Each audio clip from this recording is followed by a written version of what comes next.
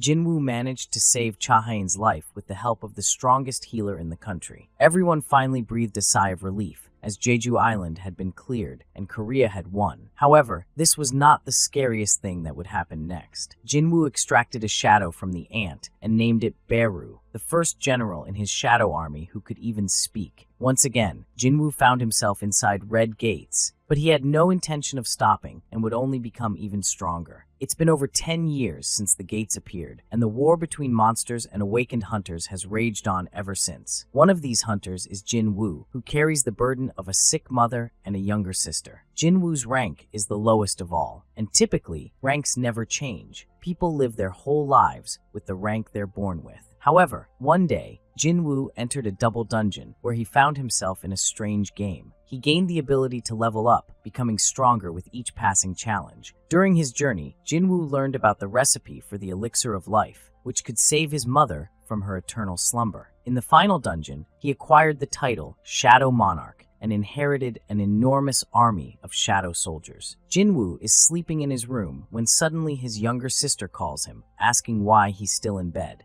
It's the day of the parent-teacher meeting at her school. Jinwoo quickly wakes up and heads to the school, where Jin-ah doesn't even recognize her older brother because of how much he's changed. Jin-ah is thrilled to see Jinwoo looking so different, and everyone at the school starts talking about how handsome he is. The teacher praises Jin-ah, saying she's an exemplary student and very beautiful, with a great chance of getting into university. However, the teacher also asks Jinwoo whether, if Jin-ah were to awaken as a hunter, he would allow her to become one. Jinwoo firmly says he wouldn't permit it. Jinwoo later meets a girl who used to accompany him in dungeons. He shows her a picture of his sister and asks if she knows her. The girl immediately realizes that Jinwoo is Jin-ah's older brother, and Jinwoo asks the girl to go with him somewhere. At the airport, Hunter Hwang Dong-suk arrived, stating that he had no desire to be in Korea. He was there to track down two trash individuals who had killed his younger brother. Incidentally, one of those individuals was Jinwoo. Hwang confidently said he hoped the association wouldn't do anything unnecessary, as they wouldn't dare challenge him. That evening, Jinwoo and Jin-ah's friend headed to a dungeon together. Jinwoo had brought her along to train her as a rookie. Kim, an A-rank hunter and the team's tank, hurried the group along, reminding them this wasn't a school field trip.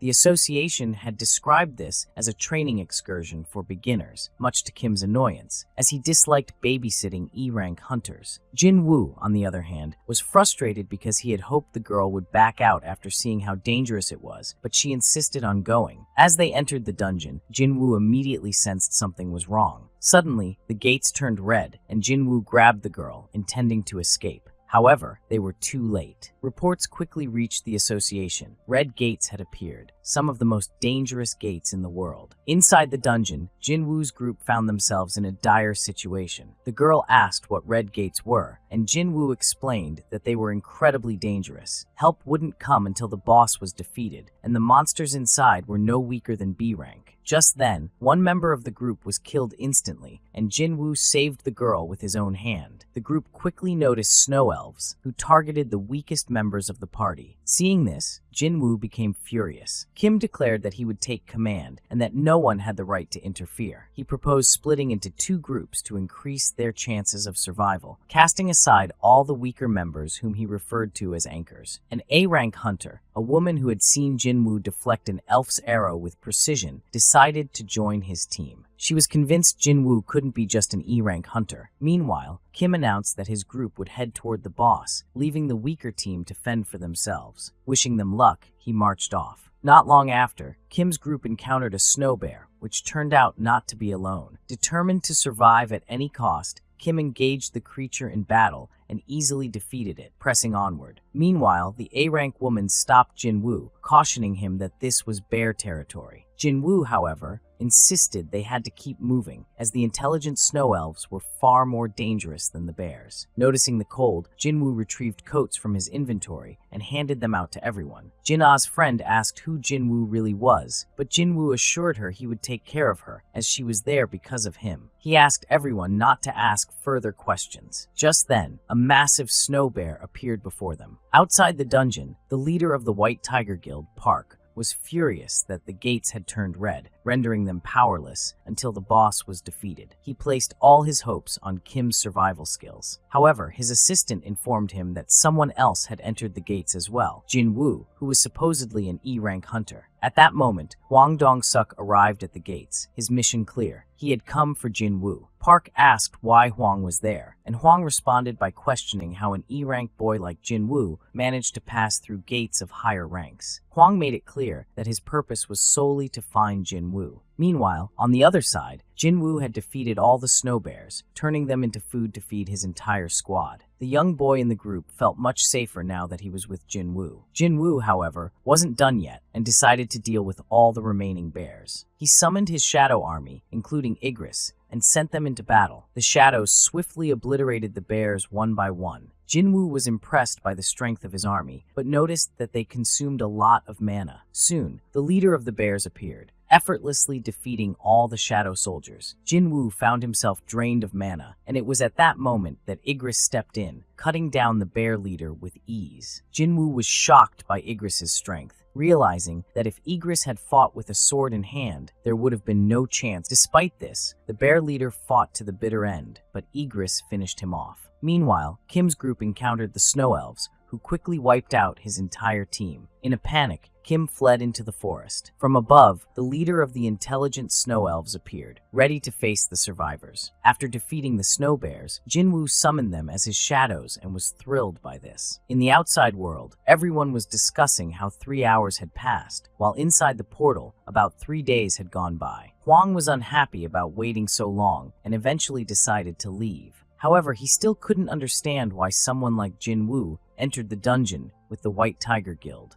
One of the White Tiger assistants explained that Jin Woo was his acquaintance and that he had personally invited him to observe the guild's operations. Hwang became even angrier, grabbed the assistant by the collar, and was ready to kill him. However, Pak intervened, ordering Hwang to release his subordinate, and they decided to test their strength against each other. On the other side, Hunter Kim fled and arrived at the place where Jin Woo had killed all the bears. Kim couldn't believe that a team of E-rank hunters could have achieved such a feat. Meanwhile, an association assistant stepped in just in time to stop the fight between Hwang and Pak. The assistant explained that Jin Woo was an E-rank and could not possibly have killed Hwang's brother. At that moment, Hwang received a call and had to leave urgently. Inside the portal, Kim found the camp of the E-rank team and was furious to see them resting while his comrades had died. Kim emerged from the forest and began yelling at them, accusing them of deliberately stealing equipment. However, Jin Woo intervened just in time, shoving Kim away. Jin Woo then noticed that Kim had brought trouble with him, as a group of Snow Elves appeared. The leader of the Snow Elves approached Jin Woo and started talking to him. The elf leader got straight to the point, saying that one of his warriors wanted to challenge Jin Woo to a fight. However, Jin Woo immediately beheaded the warrior and asked, "What's next?" Jin Woo then launched an attack on the Snow Elf leader, but the boss was far from being as easy to defeat as his regular soldiers. The boss asked why Jin Woo was pretending to be human, claiming that he wasn't one, as all the monsters could hear a voice in their heads. Jin Woo quickly understood what the boss meant. The boss offered Jin Woo a deal. He wouldn't have to fight if he left the humans behind and walked away alone. Of course, Jin Woo rejected this offer, declaring himself an enemy of the Snow Elves. The boss pointed out the overwhelming numerical advantage of the Snow Elves, but Jin Woo only smiled and summoned all of his shadows. Their battle began, and during the chaos, the team decided to flee while Jin Woo covered them. Jin Woo knew that his mana would eventually run out, and the boss was clearly stronger than him. Even with Igris, they were unlikely to win, so he needed a plan. Meanwhile, Hunter Kim regained consciousness, saw Jin Woo, and charged at him, intent on finishing him off. Jin Woo found himself at a disadvantage but had anticipated Kim's actions. Using Igris as a distraction, Jin Woo struck Kim down and immediately turned him into a shadow. He named the new shadow Iron. The boss attacked Iron immediately,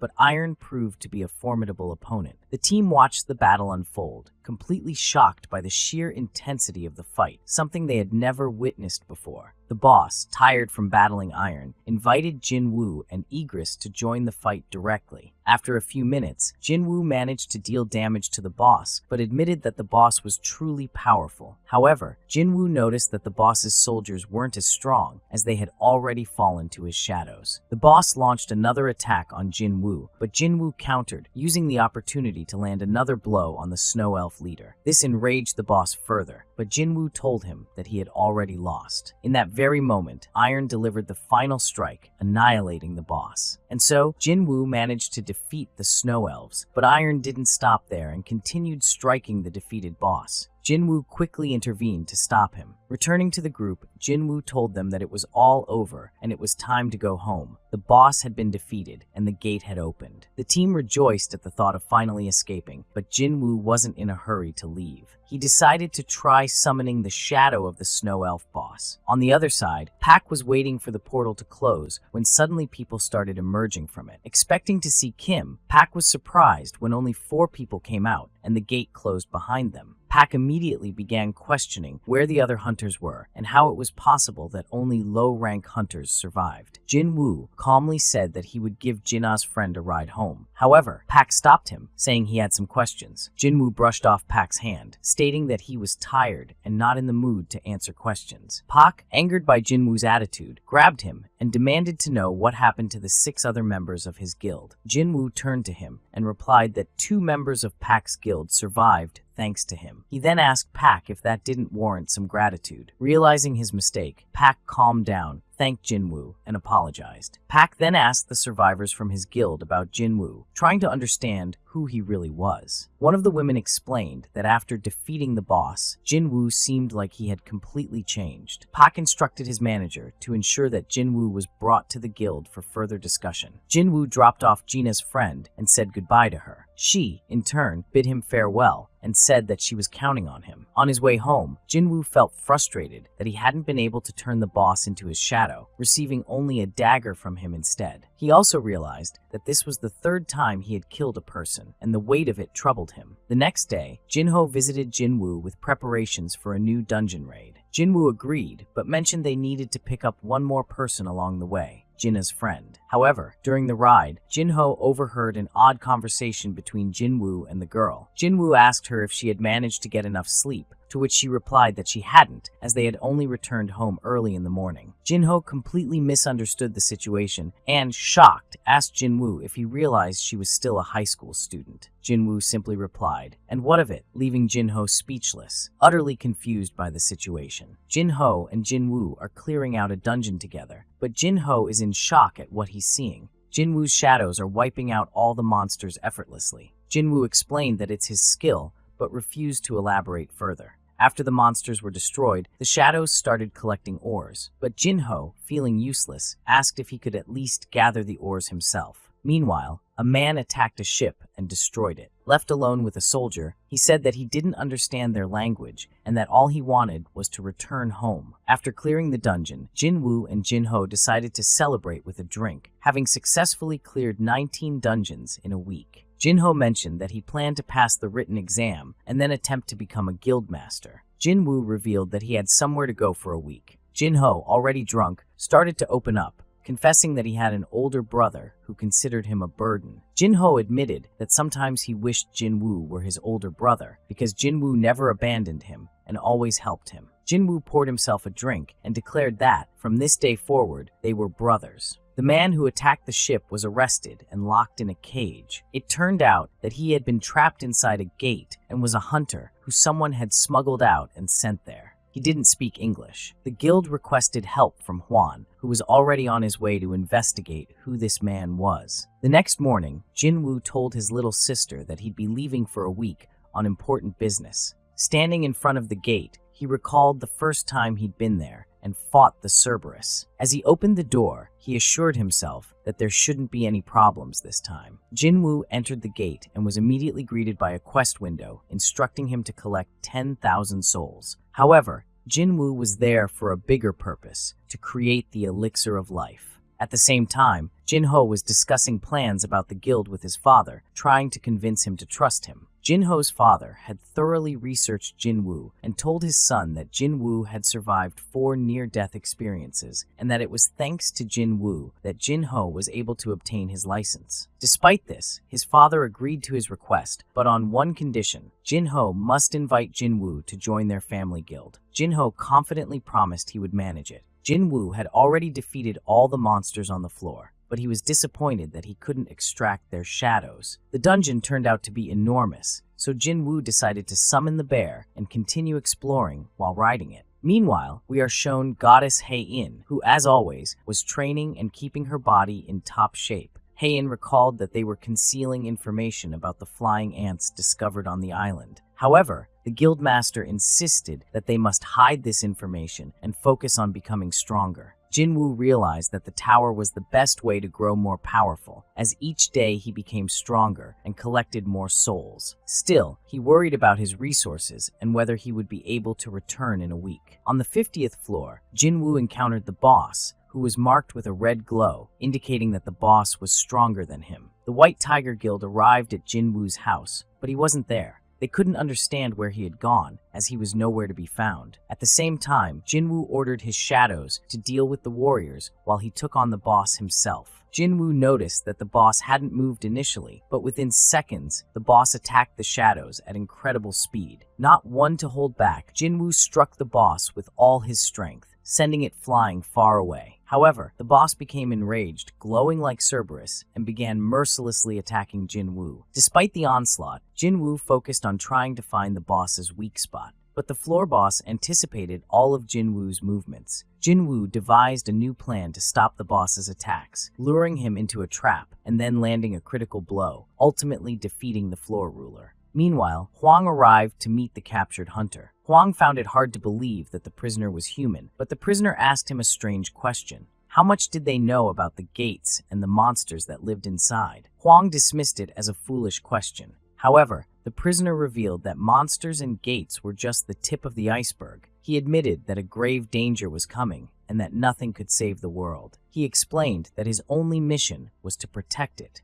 Suddenly, Hwang noticed a familiar surname in the prisoner's file and asked for the name of his son. The prisoner replied that his son's name was Jinwoo. Hwang immediately realized that the man before him was Jinwoo's father. Jinwoo's father did not like the way Hwang started looking at him. Taking advantage of this, Hwang lied, claiming that Jinwoo was already dead. At the same time, Jinwoo advanced further in the dungeon, becoming so powerful that every floor boss now seemed like an ordinary monster to him. It's often said that when S-rank hunters fight, only ruins are left in their wake. Luckily, Jinwoo's father restrained himself, and Hwang was defeated before he could even begin his fight. Jinwoo realized that he had already run out of food and was now on the 75th floor. It was time for him to return home. Along the way, he acquired boss artifacts that functioned together as a set, granting a unique attribute. Additionally, he found a cursed chest, which contained another key. Jinwoo obtained 2 out of the 3 ingredients needed to create the elixir of life, and he resolved to secure the final ingredient next time. Jinwoo emerged from the dungeon and realized he already had 2 ingredients for the elixir, with only the purified blood of the demon lord remaining. He noted that his level had significantly improved, but his rank stayed the same. Jinwoo decided it was time to stop hiding his true strength and undergo a rank re-evaluation at the association. The next day, he arrived at the association, where a recruiter was evaluating newcomers to invite them to his guild. However, when the recruiter noticed Jinwoo, he immediately called Pak. Pak informed him that he was on his way. Jinwoo overheard their conversation, where one man supported the other, explaining that all hunters except E ranks were treated well. When it was Jinwoo's turn for re-evaluation, he placed his hand on the crystal. An error occurred, and they asked him to try again, but the error appeared once more. Just then, the head of the department entered the room and asked what was happening. The staff member explained that she couldn't assess Jinwoo's rank, as the machine kept producing errors. The head corrected her, saying it wasn't a mistake. The machine simply couldn't measure Jinwoo's strength. He revealed that Jinwoo was the 10th Korean to achieve an S rank. Meanwhile, 2 men in the lobby noticed the commotion. When they arrived, they overheard that it was impossible to assess Jinwoo's rank and that he needed to return in a few days. Suddenly, the head of the Hunters Guild, Choi In, entered the room and greeted Jinwoo warmly. However, Jinwoo remembered that it was because of Choi In that he had earned his infamous nickname in the past. Without a word, Jinwoo walked past him, ignoring him completely. Moments later, Pak arrived, but it was too late. Choi In immediately understood that Jinwoo was a valuable hunter hunter and must be recruited into his guild. Jinwoo decided to visit his mother and promised her that he would save her soon. While there, he encountered Woo Jin. Woo Jin admitted that he had made an error in his observations and mentioned that someone wanted to talk to Jinwoo. At that moment, Gokang stepped forward and immediately congratulated Jinwoo on obtaining the S rank. Gokang explained that although the association is vast, it doesn't have many powerful hunters because most of them leave for money and fame in the big guilds. Gokang invited Jinwoo to join the association, but Jinwoo asked why they needed him. Gokang explained that the association must rise above all the guilds to keep them in check. If Jinwoo were to join any of the 5 major guilds, the balance of power would be disrupted, potentially leading to irreversible consequences. Jinwoo realized that this was a once-in-a-lifetime opportunity, a path to a better life, and standing before him was the only hunter he truly respected. However, Jinwoo decided to decline the offer, as he wanted to keep fighting. Gokang immediately saw that Jinwoo was sincere, as his eyes reflected nothing but the truth. Gokang understood and thanked Jinwoo for his time. He then asked for all his evening plans to be cancelled and told Woo Jin to accompany him. Meanwhile, Jinwoo knew he could become much stronger if he spent more time in dungeons and that he had no time to waste. Huang, having recovered from his injuries, was approached by the head of the American Association, who asked if the man was really that powerful. Huang admitted that he didn't stand a chance against him. More than anything, Huang was furious about being humiliated in front of everyone, but he resolved not to give up. He decided to gather artifacts to crush Jinwoo's father. Jinwoo, on the other hand, was searching for good equipment, as he needed to defeat the ruler himself. However, the shop offered nothing useful. Jinwoo continued looking for a raid and stumbled upon a new mining raid. The next day, Woo Jin presented Jinwoo's data to Gokang, who was astonished at how much Jinwoo had changed. Woo Jin reported that Jinwoo had joined a guild, but quickly clarified that it wasn't a combat guild, it was a mining team. Gokang was greatly surprised by this. Jinwoo arrived at the mining site, where he was greeted by the team leader, who reassured him that everything would go well since there were many experienced members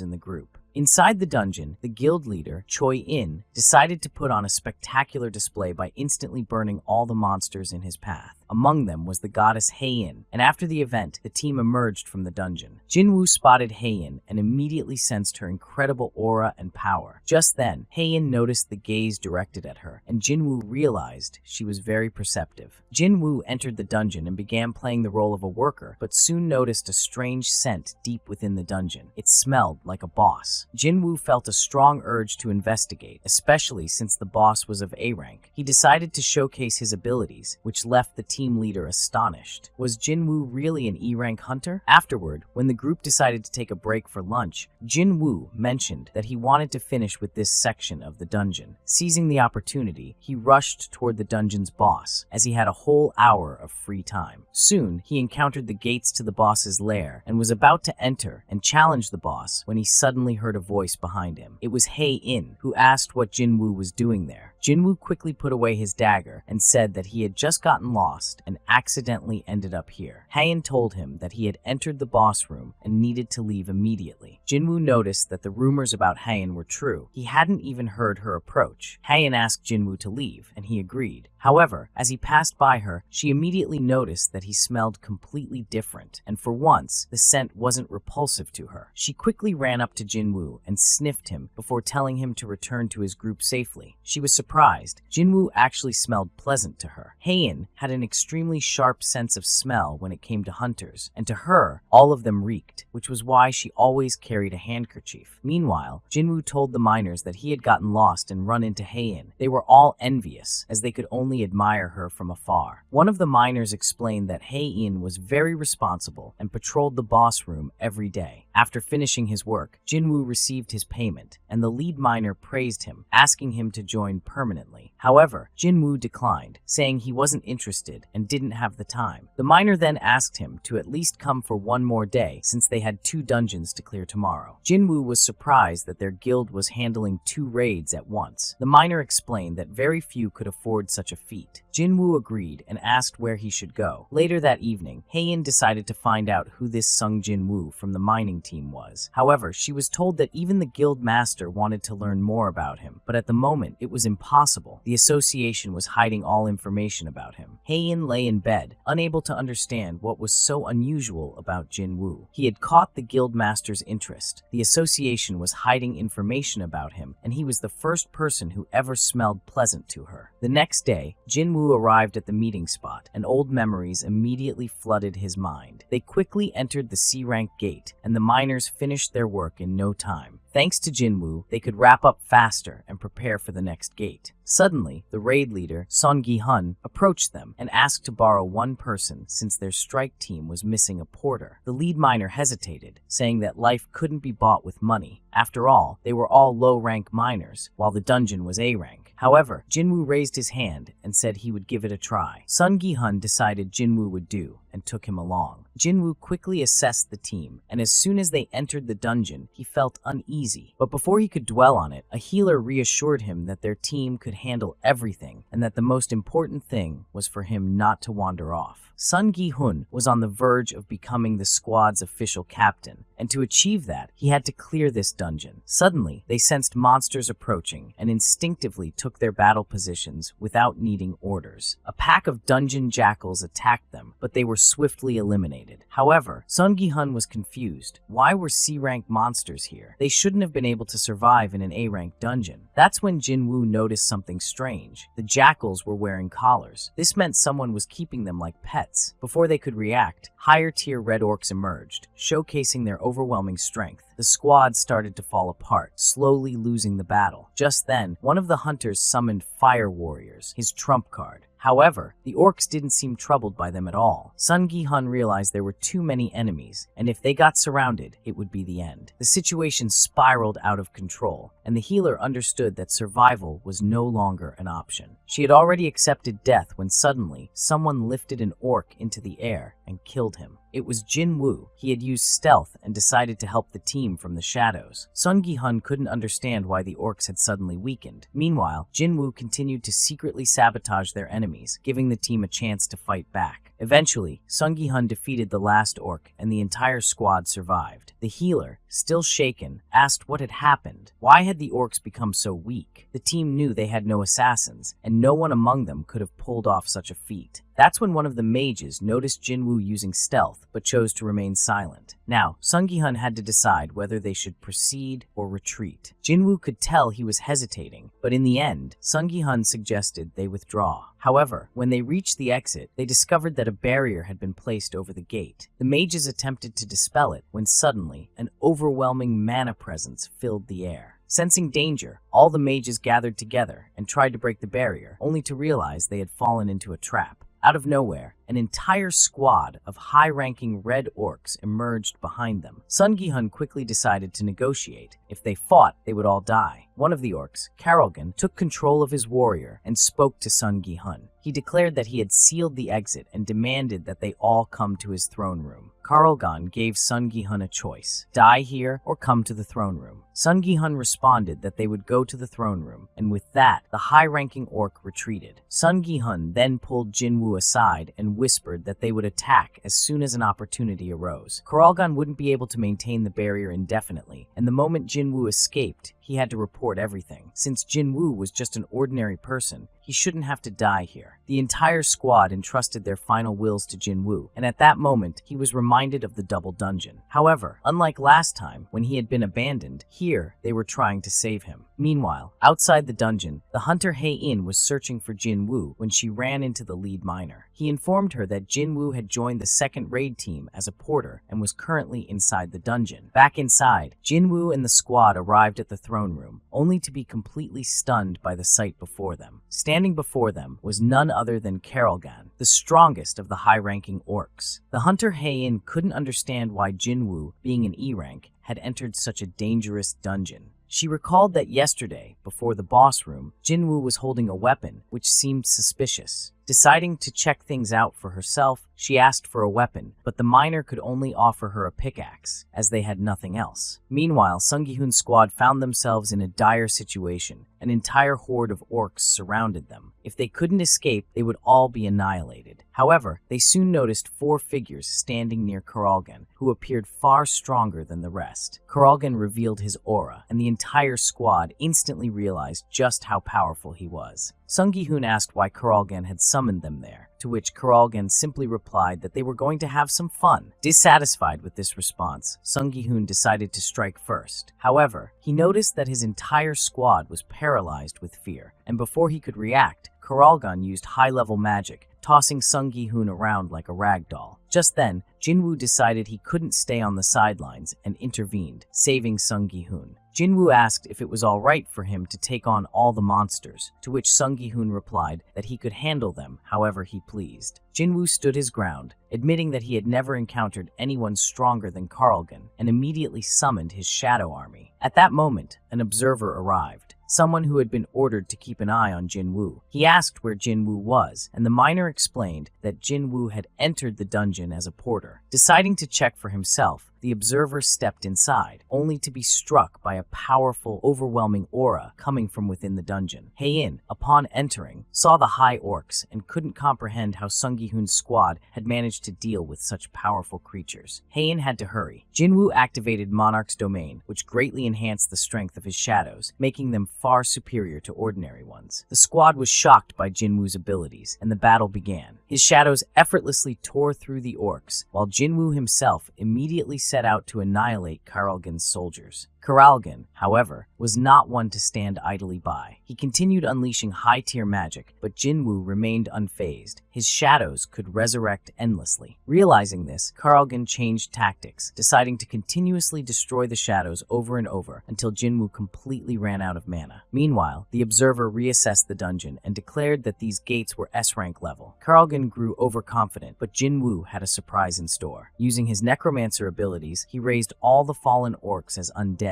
and turned them against Karalgan. Seeing Jinwoo's gaze, Karalgan felt a sudden chill of fear. Suddenly, an unfamiliar system interface appeared in Karalgan's vision. He couldn't comprehend why he was even in this situation. Deciding to act, Karalgan stood from his throne and commanded his Elite Four to kill everything in their path. By this time, news of the dungeon had already reached the guild master, who immediately headed to the scene. The Elite Four engaged in battle with Jinwoo's strongest shadows, but to their shock, the shadows completely outmatched them. Karalgan, unable to believe his own eyes, resolved to eliminate Jinwoo personally. He attempted to cast a powerful curse on Jinwoo, only to fail. Jinwoo was immune to poisons and curses. Seizing the moment, Jinwoo summoned his mages, who swiftly shattered Karalgan's magical barrier. At that moment, Hae-in arrived in the throne room, completely bewildered by the chaos unfolding before her. The squad, spotting her, immediately asked why she was there. But Hae-in, equally confused, could only respond with a question of her own. What exactly was happening here? The squad, still in shock, admitted they had no idea either. Karalgan decided to transform into a giant,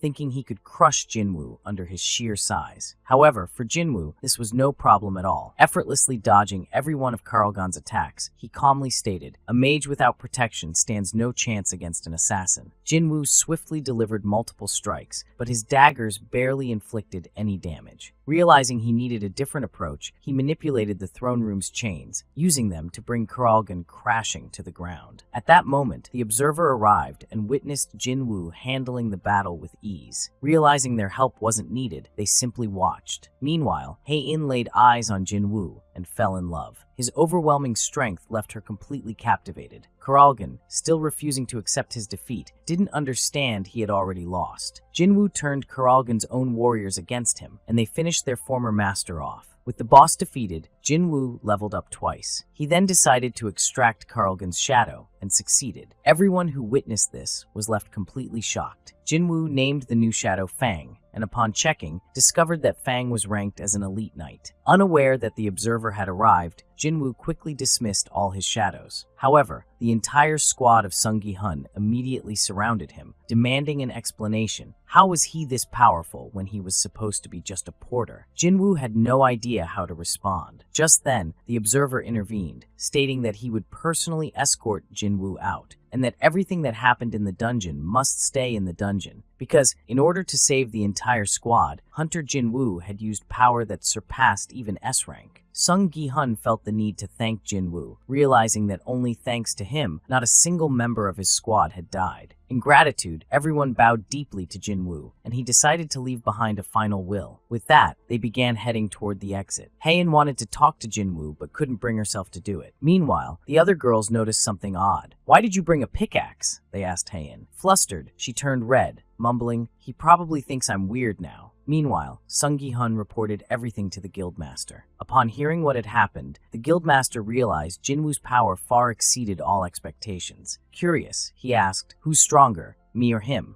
Without hesitation, Sung Gi-hun confidently replied, "Jinwoo is stronger." The guildmaster knew then they had to recruit Jinwoo into their guild at any cost. The next day, Jinwoo arrived at Jinho's place, only to be met with some unexpected news. Jinho sighed and said, "We've got a problem." The Hunters Association was now crowded with people, and among them, an actor who had awakened a brand new power. Park and the guildmaster arrived at the association, where a huge crowd had gathered. The crowd immediately asked why they were there, to which Park and the guildmaster replied that they had come for personal reasons. With that, the crowd dispersed. Park then asked why the guildmaster had come to the association, and the guildmaster replied that he needed to repay someone who had saved the entire group. Park also said that he needed to thank this person. And, of course, they were both thinking about Jinwoo, who had saved their squads in difficult dungeons. Jinwoo arrived at the association and saw that there were too many people. Meanwhile, at the school where Jinwoo's younger sister studied, everyone was talking about the new hunter actor, who immediately gave a speech. The hunter actor announced that he was joining the Grim Reaper Guild and had already confirmed that he would be an A-rank hunter. He had dreamed of becoming a hunter for a long time,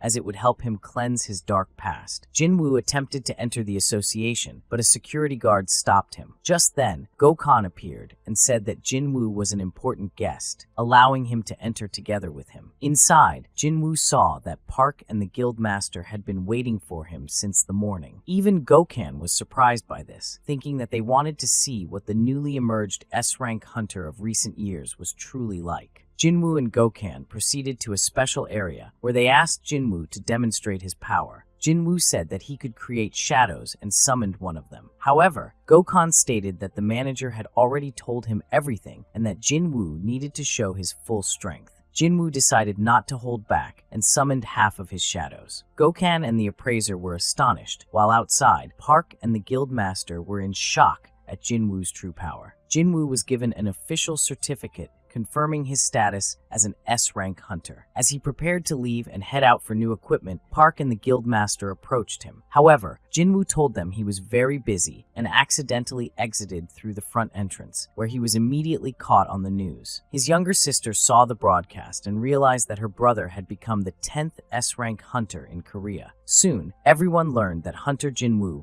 had finally reached S-rank status. Jinho returned to his father and admitted that he had failed to recruit Jinwoo into their guild. The reason was simple. Jinwoo wanted to create his own guild. Unable to decide for a long time, Jinho finally made up his mind. He would join Jinwoo's team and stand by his side. Park and the guildmaster offered to escort Jinwoo, but he assured them he could handle things himself. He then used Quick Step, leaving Park stunned. At that moment, Park realized that he was no match for Jinwoo and couldn't comprehend how he kept growing stronger every time. Jinwoo went to buy new equipment and told the vendor he needed artifacts with fire resistance. The seller showed him a cloak and a ring, but when Jinwoo saw the price, he was shocked. He didn't have that kind of money. The vendor, jokingly, said that if Jinwoo could break the glass, he'd get the equipment for free. Jinwoo was about to break it, but the vendor quickly admitted it was a bad joke and Jinwoo relaxed. Jinwoo then asked to see some daggers, and as soon as he left, the vendor noticed that their strongest glass had cracked, even though Jinwoo hadn't even touched it. Jinwoo later showed his weapons, which had lost their durability, and the appraiser valued them at 100 million won. Jinwoo immediately realized that he could sell system-generated weapons from the store at a high price. Park still couldn't understand how Jinwoo was developing at such an incredible speed and finally came to a conclusion. Jinwoo was the only hunter who could keep growing stronger. The next day, Jinna was relieved that the journalists had finally left, meaning she could finally go to school again. Jinwoo mentioned that he would be leaving for a week tomorrow, when suddenly his reliable assistant, Jin Ho, arrived. Seeing an opportunity, Jin Woo told him that they would be going to work together tomorrow, and Jin Ho decided to play along. Late at night, Jin Woo summoned his shadows and ordered one of them to guard his sister while he was away. That same night, an ant from Jeju Island was spotted arriving on the human continent. Jin Ho thanked Jin Woo for accepting him into his team and revealed that he had turned down his father's offer. Jin Woo arrived at his destination and equipped everything he had purchased from the association. As soon as he entered the dungeon, he received a mission to collect magical souls from monsters. Meanwhile, Jin Ho's father was furious that his son had left home. Suddenly, his vision darkened and he collapsed. At the same time, Jin Woo encountered a massive monster. Seeing an opportunity for a test, he summoned Fangs and handed him the orb he had received as a reward. The orb enhanced magical abilities, and with its power, Fangs unleashed a meteor strike. The impact was beyond epic. It obliterated everything around the monster, leaving no trace behind. Jin Woo realized that such power had to be used with caution. Meanwhile, Jin Ho's father was diagnosed with eternal sleep syndrome, the same illness that afflicted Jin Woo's mother. Elsewhere, a group of hunters decided to go fishing, but unexpectedly encountered a red ant. At the same time, Jin Woo divided his army into 6 squads to speed up the search for the pass to the next floor. However, 2 days had passed, and he still hadn't found it. Then he noticed that something, or someone, was effortlessly destroying his shadows. Determined to investigate, Jin Woo decided to check it out himself. There, he discovered a squad of golden knights who had easily wiped out all of his shadows. Without hesitation, Jin Woo stepped in to show them who was boss, annihilating the knights in an instant, except for one. Jin Woo fought the last knight, and just before dealing the finishing blow, he heard a female voice pleading for mercy. He removed the knight's helmet and saw an elf begging him not to kill her. Jin Woo was surprised. She had attacked him first, yet now she was asking for mercy. Even the other knights seemed relieved at the thought of her survival. Deciding to spare her, Jin Woo turned to leave, but she took advantage of the moment and attempted to attack him again. However, Fangs quickly used a shield to protect Jin Woo. Realizing she was powerless against him, the elf confessed that she knew the access routes to the upper floors, and that one of the passes for this floor was kept within her family. Jin Woo wanted to ensure she could be trusted before letting her go. He then asked, "Who exactly are you?" Meanwhile, the red ant from the previous episode attacked a settlement, wiping out half of the population. The elf introduced herself as Esiel, the eldest daughter of her family. Jin Woo asked if she heard any voices giving her orders. Esiel revealed that a voice in her head commanded her to protect these lands, and it had appeared ever since they arrived in this place. When Jin Woo asked where they had come from, Esiel explained that they had come from the lower world of Hell, when suddenly, the system interfered, taking control of Esiel's body to answer Jin Woo's questions directly. The system revealed that they had been preparing for war. Suddenly, Esiel regained consciousness and immediately collapsed, but Jin Woo managed to catch her in time. Meanwhile, the Hunters Association reported that a single red ant had attacked a city, killing 200 people. A team of A-rank hunters had barely managed to stop the creature, leading Go Gun-hee to realize that the ant was on par with A-rank hunters. He immediately declared that they needed to organize the 4th raid on Jeju Island as soon as possible and request assistance from nearby countries. Jin Woo and Esiel arrived at her family's mansion. Esiel's father immediately sensed that Jin Woo harbored an immense number of monsters within him. Jin Woo stated that he wasn't there to fight, he only needed the pass to the next floor. Esiel's father agreed and handed over the pass. Suddenly, Jin Woo pulled Esiel close, declaring that he would take her with him. Her father misunderstood, but Jin Woo quickly explained that Esiel knew the locations of other passes and would serve as his guide. Blushing, Esiel agreed to accompany him. Meanwhile, in Japan, experts began analyzing the red ant, while their leader observed everything carefully. Back in the tower, Jin Woo finally cleared the 89th floor. At the same time, Igris and Tank leveled up. Now their strength was equivalent to S-rank and A-rank hunters, respectively. Jin Woo announced that he would make Esiel's family the rulers of this castle. Curious, Esiel asked why Jin Woo had spared her family. Jin Woo casually responded that he liked her. Caught off guard, Esiel blushed furiously. Jin Woo told Esiel to return home, as the monsters beyond the 90th floor would be far stronger. However, Isil insisted on continuing with him. She wanted to see how far he could go. Determined, Jinwoo pressed onward, focused on finding the final ingredient for the elixir. The guildmaster summoned Chahae in and informed her that she must participate in the operation on Jeju Island. Japanese hunters would be joining them for the mission. Meanwhile, Jinwoo arrived at the final floor, where he was immediately confronted by the Demon King Baran, who rode atop a wyvern. Baran's name glowed red, signaling that he was far beyond Jinwoo's current strength. Without hesitation, Baran summoned 100 demon warriors, who quickly surrounded Jinwoo and Isil. Isil grew anxious, but Jinwoo activated Monarch's domain. Instantly, his shadow army emerged from the darkness and engaged the demons. While the shadows had little trouble dealing with the lesser demons, the real problem was Baran himself. With a single blast of magic, Baran annihilated all of Jinwoo's shadows in an instant. Isil barely avoided death as Jinwoo shielded her from a fatal attack. Realizing he had to act fast, Jinwoo used his assassin skills and aimed for the wyvern, hoping to bring Baran to the ground. However, Baran saw through Jinwoo's stealth and protected his mount. In response, he unleashed a homing attack against Jinwoo. While Karg distracted Baran with magic, Igris hurled his sword with incredible precision, striking down the wyvern. With his mount gone, Baran descended to the battlefield, and Jinwoo prepared for close combat. Meanwhile, in South Korea, Goto Ryuji, the leader of Japan's largest hunter association, arrived for a strategy meeting. His association boasted 11 S-rank hunters, an overwhelming force. Go Gun-hee thanked Goto for his assistance. Goto's manager presented their research findings on the ants. They revealed that the creatures had a lifespan of only 1 year. If the queen ant was eliminated, the entire colony would naturally die off within a year. Most importantly, the ants were highly responsive to the presence of powerful hunters. Back in the tower, Jinwoo braced himself as Baran stepped forward, exuding an overwhelming presence. Goto said that they were ready to lure all the ants to themselves and distract them, while the Korean squad would engage in battle with the queen and kill her. Jinwoo was fighting Baran and realized that they were no match for him, as Baran effortlessly deflected all attacks from both the shadows and Jinwoo himself. Jinwoo was caught in Baran's claws and was nearly killed, but his shadows arrived just in time and grabbed Baran. However, Baran used his power and killed all of Jinwoo's shadows, draining Jinwoo's mana completely and leaving him alone against Baran. Suddenly, it started to rain, and their battle continued. Jinwoo desperately tried to harm Baran, but none of his attacks were effective. Baran took advantage of the moment and managed to injure Jinwoo. Jinwoo admitted that Baran was strong, and just before Baran could burn him alive, Isil decided to help and distracted Baran. Jinwoo seized the opportunity and used all his strength, activating the ruler's hand. He tore off Baran's arms and then finished him with a powerful punch to the jaw. Jinwoo emerged victorious and obtained Baran's soul. Completely exhausted, Jinwoo collapsed to the ground, and Isil rushed to his side. Jinwoo then declared that, from now on, her family would be the rulers of this castle. After his victory, he finally gathered the last ingredient for the elixir of life and decided to create it. The success rate depended on Jinwoo's intelligence. At last, he successfully crafted the elixir, but he wasn't sure if it would truly wake his mother from her slumber. Meanwhile, Iron brought the corpse of a dragon. Seizing the opportunity, Jinwoo extracted its shadow and named it Kaisel. As Isil waited for the moment they would return home to the castle, Jinwoo found himself eager to go back and test the elixir. Ignoring Alice, he used the stone he had obtained after defeating the boss and gained a new skill, Shadow Exchange, which allowed him to swap places with his shadow. Bidding farewell to Isil, Jinwoo activated the skill, leaving Isil stunned as she suddenly saw a shadow in his place before she could say anything. Jinwoo was surprised. It had actually worked. However, he could only use the skill once every 3 hours. Without wasting time, he summoned Kaisel and rushed to the hospital to see his mother. Meanwhile, the head of the association was discussing a plan to destroy Jeju Island. Their current task wasn't too complicated. They just needed to transport the hunters to the island. The leader asked if they had managed to contact Jinwoo, but the response he received was a firm no. Pak decided to meet up with his old friend, an S-rank healer hunter, and have a drink. Pak told him that he was seriously planning to go to Jeju Island. Mengu recalled how he had lost his friend on that island, but Pak insisted that he had to go. Mengu said that if Pak had come to invite him to the island, he would immediately refuse. After all, he was planning to become a teacher. That was a perfectly normal path to take, and wars and battles should be things of the past. However, Pak revealed that he had come not to invite Mengu, but to say goodbye. Meanwhile, Jinwoo arrived at the hospital and sat down beside his mother. Seeing the scar on her body, he he immediately remembered how she had suffered because of him. He took out the elixir of life, unsure of what would happen next. But after coming this far, there was no turning back. He just had to believe. With trembling hands, he opened the elixir and gave it to his mother. Almost instantly, he noticed the scar disappearing, and in that very moment, her entire face changed, looking younger and healthier. Jinwoo silently prayed for his mother to wake up. He had fought all this time for her, and now he could only hope. At the same time, Jinna felt a strange unease, as if something was about to happen. Then, under the soft glow of the moon, Jinwoo's mother slowly opened her eyes. Jinwoo saw his mother,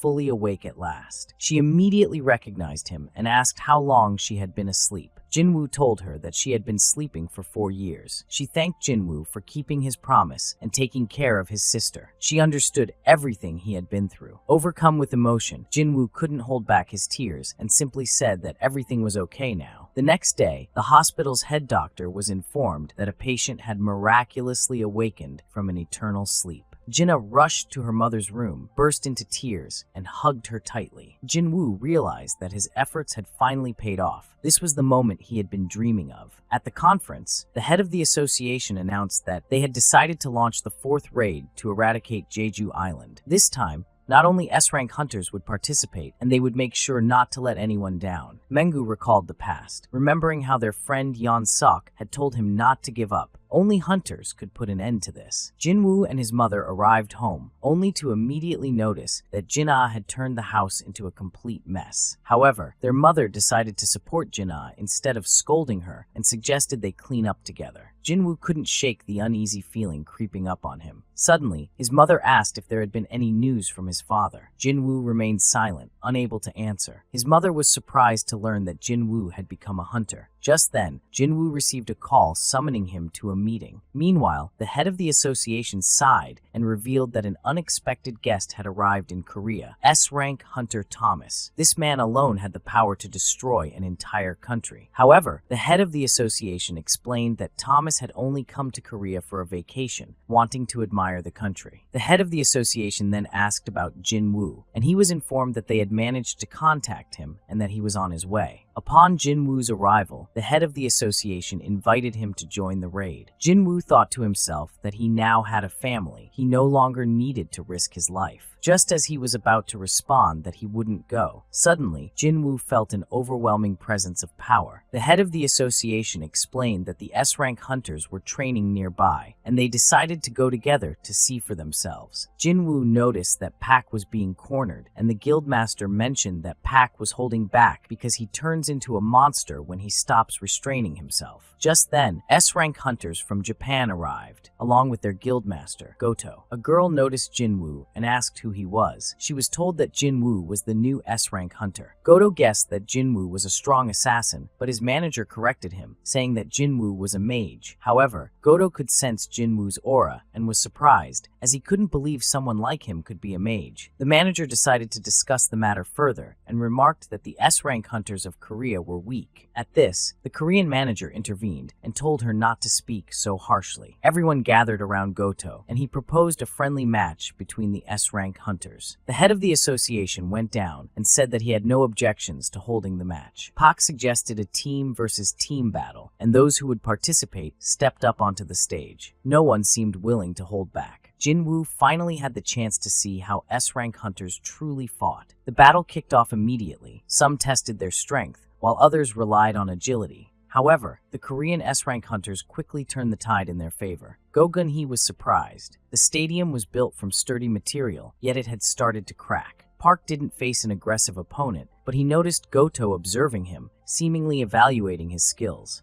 Determined to go all out, Park decided to act as the examiner. While he was assessing the Japanese S-rank hunter, the other Korean S-rank hunters had already defeated their opponents, putting Japan ahead for the moment. However, Cha Hae-in faced off against a Japanese huntress and easily defeated her, but she failed to notice another hunter attacking from behind. Reacting quickly, she struck him in the face. The Japanese S-rank hunter stopped holding back, and Cha Hae-in immediately noticed his increased speed. Just as she was about to take a hit, Jinwoo stepped in, stating that this fight was no longer friendly. He swiftly took down the Japanese S-rank hunter, leaving everyone stunned. Goto decided to personally assess Jinwoo's strength. Jinwoo admitted that the Korean S-rank hunters had lost this time. Goto then challenged Jinwoo to a fight, and Jinwoo, not one to back down, accepted, ready to test his skills. The news reported that the fourth raid on the island would begin soon. Juhee decided to try again. She called to inquire about the defense team during the raid. Everyone was excited to see Jinwoo fight. Park also said he wanted to see what Jinwoo was capable of. Their battle began, but before Jinwoo could even finish speaking, Goto attacked immediately. Goto was surprised. Jinwoo had been classified as an S-rank mage. Jinwoo, in turn, was surprised that Goto was truly stronger than the other S-rank hunters. Frustrated that he couldn't land a hit, Goto decided to strike Jinwoo seriously. Goto made a powerful lunge and wounded Jinwoo. However, Jinwoo stopped his attack with just one hand, shocking Goto with his sheer strength.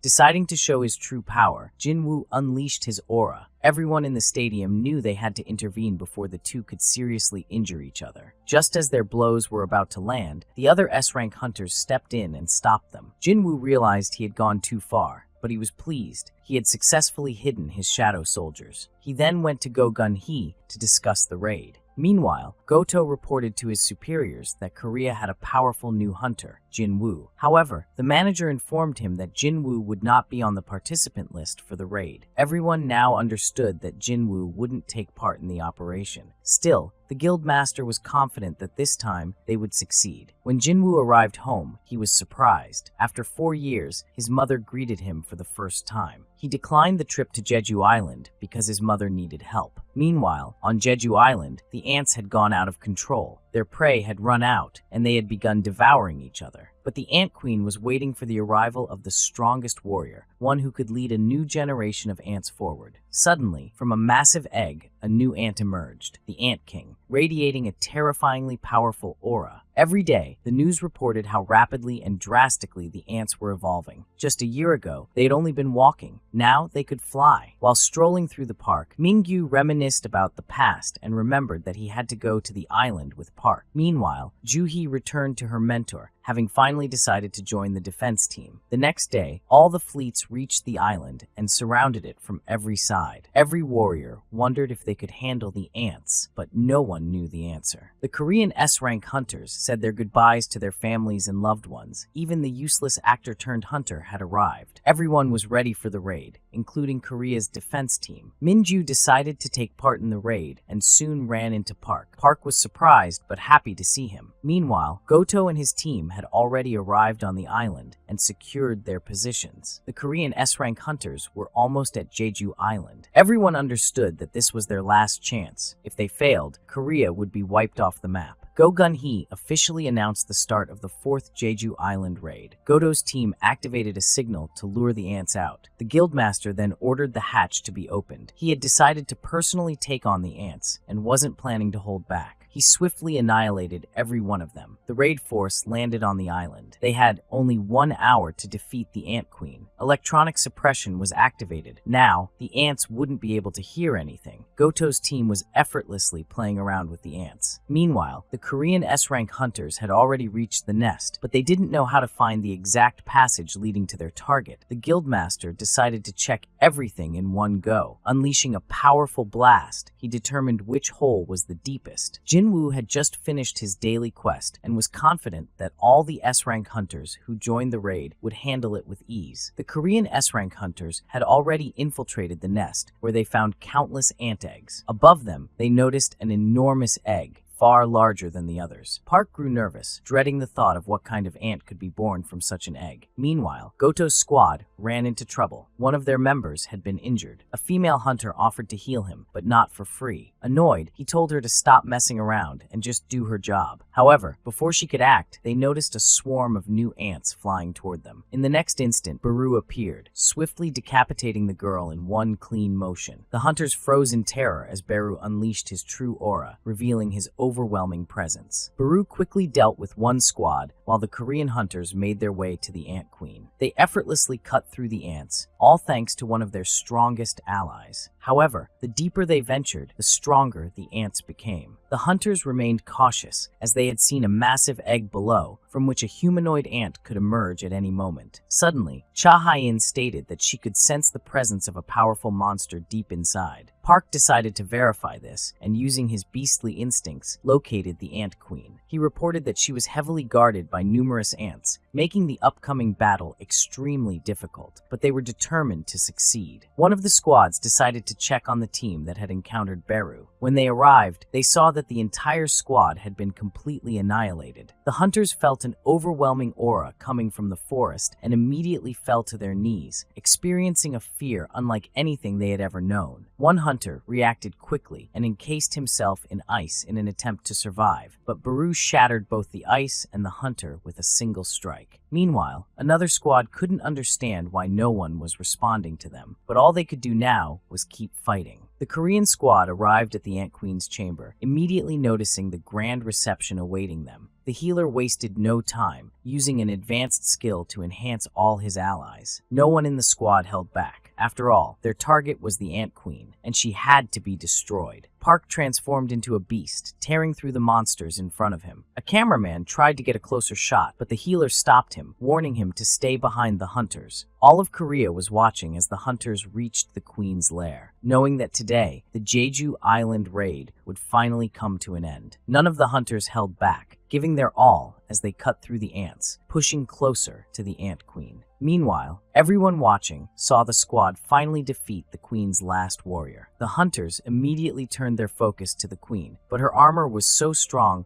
that no one could break through it. Then, as she unleashed her breath attack, the hunters began to think they might lose. At that moment, the healer intervened, instantly healing all their wounds. The guildmaster launched his most powerful attack against the Queen, and suddenly, she let out a deafening scream. The hunters all rushed at her, landing blow after blow, until the final strike was left for Cha-Hyen. With a single decisive slash, she severed the Queen's head. Everyone watched in awe before erupting into celebration. The Ant Queen had been defeated, and it was finally over. But just as the hunters rejoiced in their victory, all the sensors outside suddenly went offline. The ants had begun returning to the lair. The guildmaster immediately sensed that his fire barrier had been breached by the ants. Park noticed something approaching them, and it was Beru. The moment Beru revealed his aura, all the hunters froze in fear. One of the hunters imagined that he could defeat Beru, but as Beru walked past him, he barely escaped death. Beru approached the Ant Queen and devoured her. After letting out a piercing scream, he turned his gaze toward the hunters. Without hesitation, he lunged at Cha-Hyen, eliminating her with a single strike. A brute of a hunter attempted to stop Beru, but Beru effortlessly crushed him, just as he did with every hunter in the chamber. Beru dismantled the hunters without a challenge, but the healer used camouflage in an attempt to aid his allies. However, Beru detected the healer despite his invisibility and mercilessly eliminated Myung. Fueled by rage, Park tried to fight back, but he was powerless. Beru grabbed Park by the throat and spoke, saying that all the hunters here were weak and not worth killing. Instead, he demanded to know where their leader was hiding. Just then, Beru sensed a powerful warrior outside and left to confront him. Park immediately realized that Beru was referring to Goto, but there was no time to dwell on it. They needed to escape. However, the ants had already returned to the lair. Meanwhile, Goto and his squad were making their way toward the heart of the ant nest. Goto also couldn't understand why they had lost contact with squads Charlie and Beta. Deciding to check for themselves, they pressed forward. Just as they arrived, a call came through from the Japanese guild. The Japanese guild ordered Goto and his squad to retreat. Goto responded that the hunters inside the ant nest had no chance of survival. The guild saw this as an opportunity. If they withdrew now and returned later, they could claim Jeju Island for themselves and make sure the world recognized Japan as the nation that successfully completed the raid. Goto agreed and gave the order to retreat. However, at that very moment, Beru arrived, instantly eliminating one of Goto's warriors. Goto found himself in a one-on-one confrontation with Beru and immediately felt the overwhelming power of his aura. Beru asked if Goto was the king of humans. Goto, filled with arrogance, declared that he was indeed the king. Hearing this, Beru decided to stop holding back. he unleashed his true aura, engulfing Goto in darkness. A wave of terror washed over Goto as he realized he had felt this same fear before, during his sparring match with Jin Woo. But before he could react, Baru struck him down with a single, devastating blow. Meanwhile, the Korean hunters struggled to fend off the endless waves of ants inside the nest. Everyone was wounded, and no one had the strength to keep fighting. Accepting their impending death, they braced themselves for the end. But then, Jin Woo's shadows appeared, and in the next moment, Jin Woo himself used his exchange skill to teleport in, ready to save the Korean hunters. All the hunters were holding on with their last strength when suddenly, they saw shadows appear and start fighting against the ants. None of the hunters understood where they had come from until Jin Woo appeared before them, shocking everyone. How had he gotten to the island? Meanwhile, technical malfunctions occurred across the country, and the Jeju Island broadcast was cut off. Even the association couldn't understand what was happening, so the chairman ordered an immediate investigation. The media had no information either. There was no video, no sound from the island, and no way to contact it. At the same time, Jin Woo ordered his shadows to take care of the ants, and they immediately began exterminating them. The hunters were in shock. What they were witnessing was unbelievable. Jin Woo told them he would explain everything later, then took out a recovery potion and healed all the hunters. They were astonished by such a powerful potion that could even heal wounds. Jin Woo decided to give the potion to Cha Hae-in, but it didn't work on her. He noticed that her aura was fading and realized they needed to leave immediately. He wouldn't be able to heal her. Meanwhile, Go Gun-hee arrived at the main office and demanded to know what was happening. He was told that a black ant had appeared and interrupted the broadcast. Go Gun-hee ordered the communication to be restored and a team of healers to be prepared. However, he was frustrated. Because of his aging body, he couldn't join the hunters in battle on the island. Jin-ah was also unhappy that the broadcast was interrupted and said she would check in her room and look for information online. Meanwhile, the head of the Japanese Association managed to reach one of his warriors, who informed him that Goto's sensors had suddenly disappeared, meaning Goto had died in battle. The head of the Japanese Association was displeased by this news and ordered a quick investigation to find out where the remaining Japanese hunters were. As Jin Woo's shadows continued fighting the ants, he realized he needed to replenish his forces. However, there were too many prying eyes around. Still, he had to act fast. He announced that he would try to get out of there soon, and added that what he was about to do must remain a secret. But just as Jin Woo was about to collect the ant shadows, Beru suddenly appeared. Everyone immediately felt his overwhelming aura. The hunters instantly understood that Beru had already killed Goto and had now returned. Beru stated that he had not found the king outside and suggested that the king might be here. Jin Woo quickly realized that Beru was the reason he had lost contact with Goto's shadow. Jin Woo stepped in front of Beru, who then asked if Jin Woo was the king of humans. Jin Woo was surprised that the ant could speak. Beru immediately noticed the immense power of Jin Woo's aura. The hunters worried that Jin Woo had taken on too much. Just then, the broadcast connection was restored, and a live stream was immediately launched on television. Everyone quickly recognized Jin Woo. Jinna saw her brother on screen and started worrying about him. Meanwhile, Go Gun-hee was relieved that Hunter Jin Woo had arrived on the island and decided to trust him completely. Beru struck Jin Woo, and the hunters thought Jin Woo had underestimated Beru and was now dead. However, Beru saw that Jin Woo hadn't moved an inch and was shocked. Jin Woo used his strength and delivered a single blow to Beru, making it clear that he was not weak. Jin Woo noticed that Beru's exoskeleton was extremely tough, making him difficult to damage. Their close combat battle began. The sheer force of their fight made it hard for the hunters to stay on their feet. Beru realized that Jin Woo was pushing him back, but couldn't comprehend how a human could be this strong. Jin Woo landed a powerful hit on Beru, but Beru seized the moment and poisoned him. Jin Woo immediately realized that he couldn't move a muscle. Beru stepped closer, preparing to deliver the final blow and finish him off.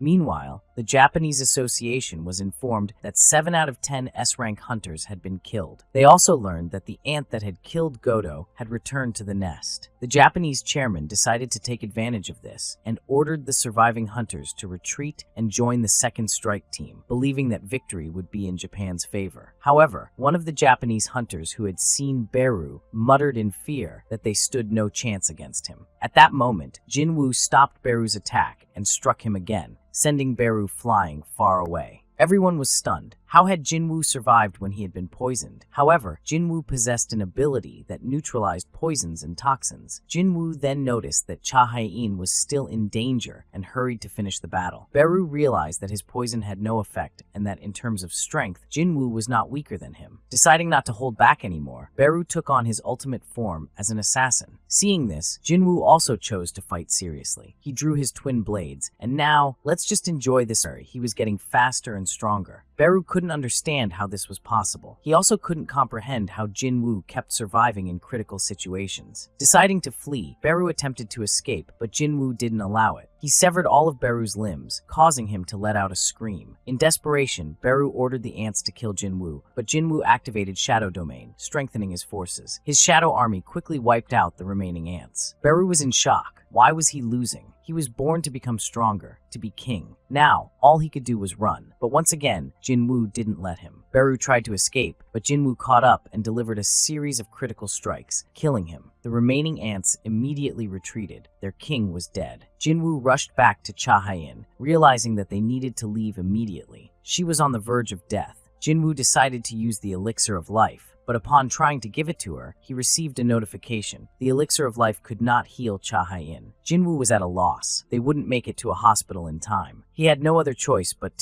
he asked for the camera to be turned off. And at that moment, one of his shadows brought Myunggu's corpse. Park didn't understand what was happening and asked why Jinwoo needed Myunggu's body. But Jinwoo simply replied that he had no time and then raised a shadow from Myunggu. Meanwhile, the members of the Japanese guild, who had been evacuated from the island, were discussing another plan recommended by their leader. However, one of those who had seen Beru refused to return to the island. After all, even Goto had been powerless against him. But they were informed that Beru had already been defeated and that there were no strong ants left on the island. All the hunters immediately realized that Jinwoo was not only capable of summoning the dead, but also controlling them. Jinwoo then revealed that he had heard a voice, and Myunggu's shadow asked him to use his power to help Cha Hae-in. Without hesitation, Myunggu healed her, and she immediately felt better. Park decided to ask Jinwoo to release Myunggu's soul, despite the fact that his shadow would be very useful in battle. Park explained that Myunggu had never liked fighting. He then placed a hand on Jinwoo's shoulder, just like last time, and pleaded with him to free Myunggu's shadow. Jinwoo took Park's hand and reminded him of their previous encounter, pointing out that this time Park was not giving an order, but making a heartfelt request. However, Jinwoo understood everything. He approached Myunggu and released his soul. The Japanese Association was displeased. Some Jinwoo had appeared out of nowhere and managed to defeat the Black Ant. Japan had lost 7 out of 10 hunters, and any further losses would significantly impact its global standing. The ants had lost control since both their queen and commander had died, and they began attacking everything in sight. Meanwhile, the Korean hunters made it to the helicopter and immediately headed for the city. They needed to help Cha Hae-in. At the same time, Jinwoo decided to destroy all the eggs and gain a massive amount of experience. He drew the sword he had obtained from the Demon King, which demonstrated incredibly powerful abilities. Finally, Jinwoo reached level 100. He then approached the Black Ant, intending to turn it into his shadow. But as he did, darkness engulfed him. At that moment, a shadow emerged behind him. It was the Black Ant's shadow. Jinwoo was about to move on to the weaker creatures when, suddenly, the ant spoke, asking Jinwoo to grant it a name. Beru admitted that he had not truly died. Jinwoo had helped him be reborn. In return, he vowed to serve Jinwoo until death.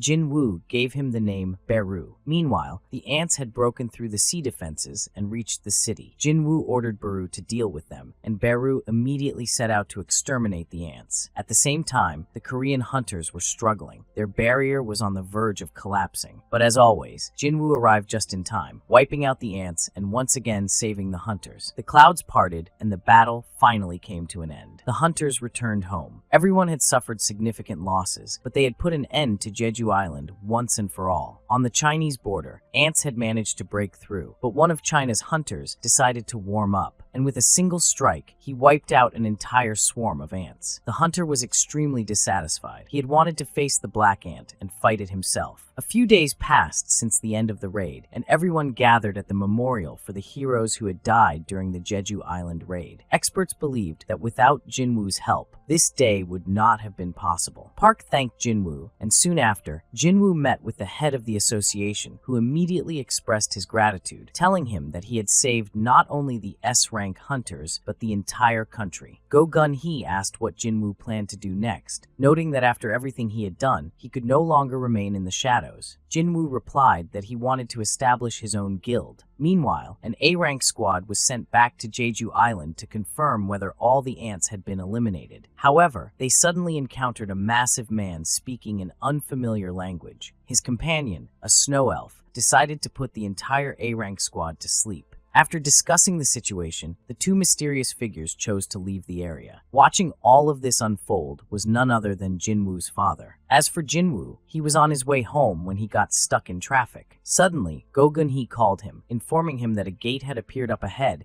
and that there were no hunters nearby to clear it. Jinwoo immediately understood the situation and decided to take care of the gate himself. As soon as Jinwoo entered the B-rank gate, it immediately transformed into a red gate, a clear sign that he always ends up in the most difficult dungeons. However, Jinwoo was no longer weak. He summoned all of his shadows, who swiftly eliminated every enemy in the area. Cha Hai-in was extremely frustrated. During the raid, she realized that she still had much to learn. She had done nothing, and it made her determined to catch up to Jinwoo and stand as his equal. To achieve that, she needed to become much stronger. In dungeons, anyone can become a victim. Hunters constantly walk side by side with death for the sake of their goals and beliefs. That is why they continue to fight. These were Jinwoo's final words after clearing the red gate. Thank you for watching. Season 2 has come to an end.